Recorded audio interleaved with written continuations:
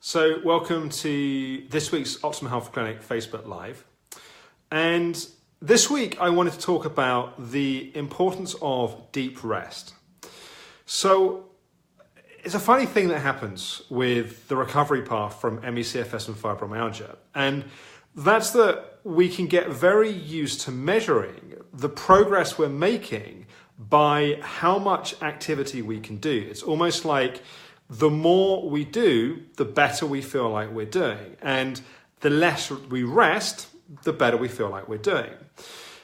And yet, one of the most crucial things, actually at every stage of the recovery path, is getting quality deep rest.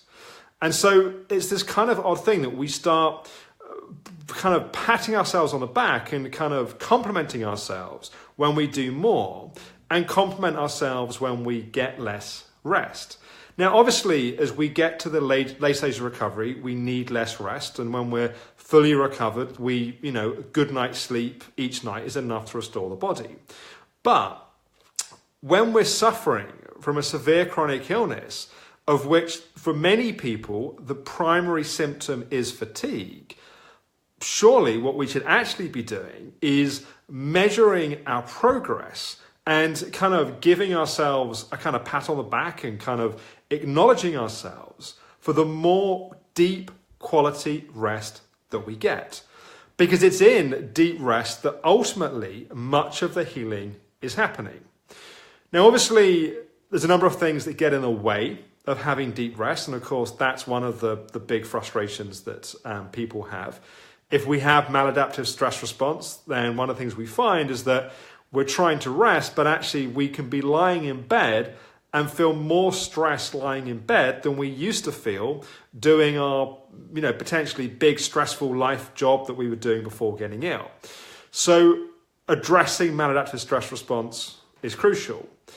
If we have lots of anxiety during the day, if our mind is kind of, and our nervous system is overstimulated, we tend not to get the deep quality sleep at night. What we tend to find is that we have lots of dreaming sleep, and the nervous system doesn't distinguish between something that's real and something that's vividly imagined. So if we have lots of vivid dreams and lots of kind of mental activity and our nervous system's charged when we're sleeping, we don't get that same quality of deep rest.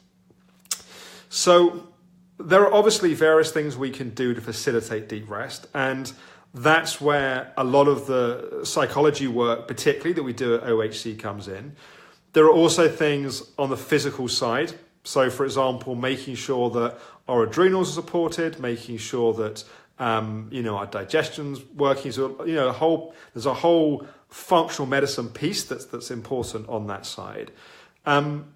And there's also a whole psychology piece. And that's where things like the 90-day program, the one-on-one sessions we do, a lot of that work is designed to help calm the nervous system, ultimately to facilitate getting deep rest.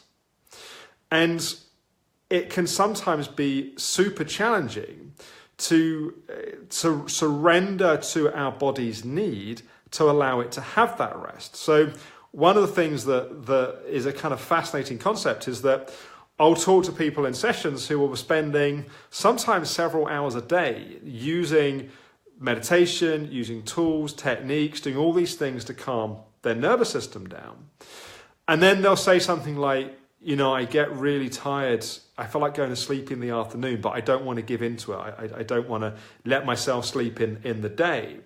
So it's like the body is saying it wants deep rest, or it wants to have rest, but there's this kind of fighting against it. This thing where it's okay to do these active things like do meditations and use the stop process and use EFT and do visualizations and all of that's all fine, because then you feel like you're doing something. But just surrendering and letting the body have deep rest somehow is not okay. And yeah, I would argue part of the reason why you're doing all those other things is actually to prepare your body, to support your body to be able to take that deep rest. So, obviously our need of rest is different at different stages of the recovery process. So at stage 1, we need huge amounts of deep rest, and like that's almost the most important thing. At stage 2, we need deep rest, but actually energy starts to come back and it goes to the nervous system, so we need to use more activity to ground and calm that, and particularly the psychology tools can become very important. Again, at stage 3, our need becomes different. Sometimes at stage 3, one of the interesting phenomenons is that people find it's suddenly much easier to get deep rest because they're doing more activity. Therefore, they're more physically tired during when it's time to rest. So it's easier to get the nervous system to switch off. So the kind of reflection that I'm kind of inviting you guys to consider is, what is your relationship to rest and to deep rest? It's a skill that, like any skill, we get better at through practice. And if we get really skillful at it, we can almost at will switch off our nervous system and deeply get our body into a calm, healing state. And I still find, whatever it is, 16 years later, that's still a skill that I have. And it's been incredibly useful in life in terms of managing kind of busyness and such things. So look at your relationship to deep rest. Is it a skill that you need to invest more in to get better at doing it? And in your relationship to it, are you getting enough, and are you giving yourself permission? And don't get fooled by thinking that doing lots of techniques and lots of positive thinking and lots of all the other stuff that we would teach you, to think that that replaces the need to let your body take rest when your body needs to take rest. Because it's in that deep rest that a lot of the body's healing processes start to happen. I think that's it.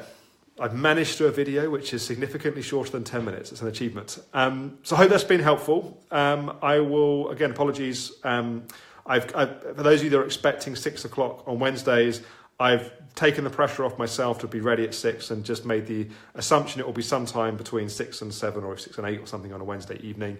But I hope that's been useful, and I look forward to talking to you again next week. Bye-bye for now.